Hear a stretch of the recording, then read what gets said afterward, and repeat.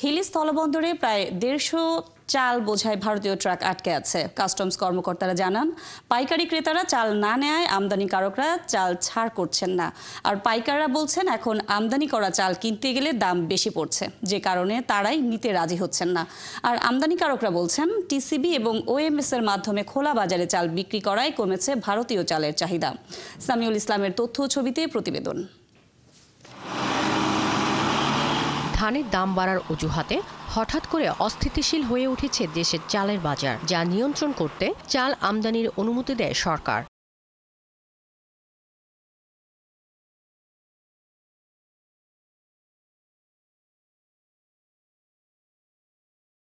প্রত্যাহার করা হয় আমদানি শুল্ক। এরপর গত 11 নভেম্বর হিলি স্থলবন্দর দিয়ে ভারত থেকে চাল আমদানি শুরু হয়। শুরুতে কিছুটা কম হলেও গড়ে প্রতিদিন 40-50 ট্রাক থেকে 70 ট্রাক পর্যন্ত চাল আমদানি হয়েছে। এখন আমদানির তুলনায় ক্রেতা কম হওয়ায় চাল বিক্রির সংকট তৈরি হয়েছে। এবং সারা দেশেই চাউলের দাম কম, তার মানে মিলাররা ধরে রাখতেছে, দাম কমাই দিছে। রেটও বলছে বেশি, কিন্তু ওই যে দামটা চাইছে ওই দামের চালগুলা এগুলা না। মাল কোয়ালিটি একদম লো কোয়ালিটি। যে নাজির আমরা আগে কিনছিলাম, এই নাজির থেকে এই নাজির দাম কম। ক্রেতারা আরও জানান, শুধু স্থল বন্দর দিয়ে নয়, চট্টগ্রাম বন্দর দিয়েও জাহাজে বিপুল পরিমাণ চাল আমদানি হচ্ছে। ভারত ছাড়াও বিভিন্ন দেশ থেকে আসা আমদানিকৃত চাল বাজারে সরবরাহ হয়েছে। কৃষকের ঘরে পর্যাপ্ত ধান মজুদ সহ টিসিবি ও ওএমএস এর মাধ্যমে কম দামে চাল বিক্রি হওয়ায় চাহিদা কমেছে। এখন সেরকম বেচাকেনা হচ্ছে না, পাটিপত্রও নাই, আমরা ঘরে নিয়ে যাচ্ছি চালগুলো।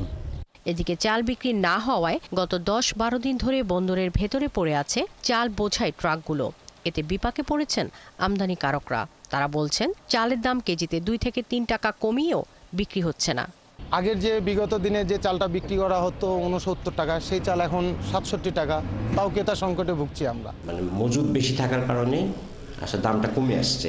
এক কথায় ক্রেতা সংকটের কারণে পোর্টের চালের বিক্রি অনেক কম। বন্দর কর্মকর্তা বলছেন, ক্রেতার তুলনায় আমদানি বেশি হয়, বিক্রি হচ্ছে ধীর গতিতে।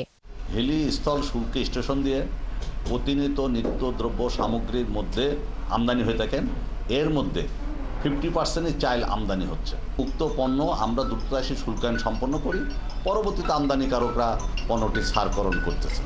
কাস্টমস তথ্য মতে, হিলি স্থলবন্দর দিয়ে গত 11 নভেম্বর থেকে 28 জানুয়ারি পর্যন্ত 2800 ভারতীয় ট্রাকে 1,14,979 মেট্রিক টন চাল আমদানি করা হয়েছে। শাকিলা শম্পা, 71।